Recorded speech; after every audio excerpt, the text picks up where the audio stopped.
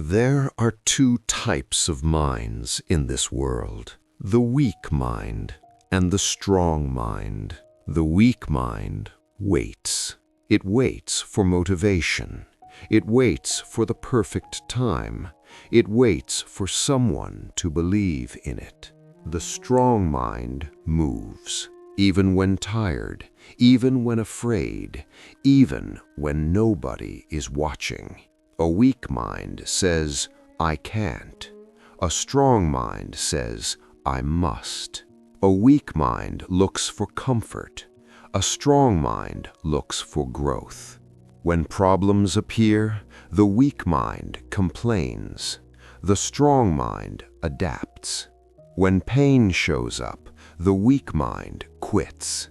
The strong mind endures. Look at David Goggins. Pain didn't stop him, it built him. Look at Mike Tyson in his prime. Discipline made him terrifying, not talent alone.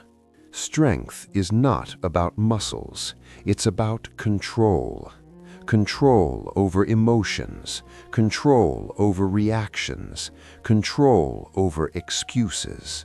Anyone can feel motivated on a good day, but who are you on your worst day? That is your real identity. Weak minds seek validation. Strong minds build standards. Weak minds talk about goals. Strong minds build systems.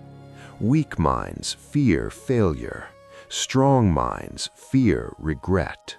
The weak mind avoids discomfort. The strong mind understands.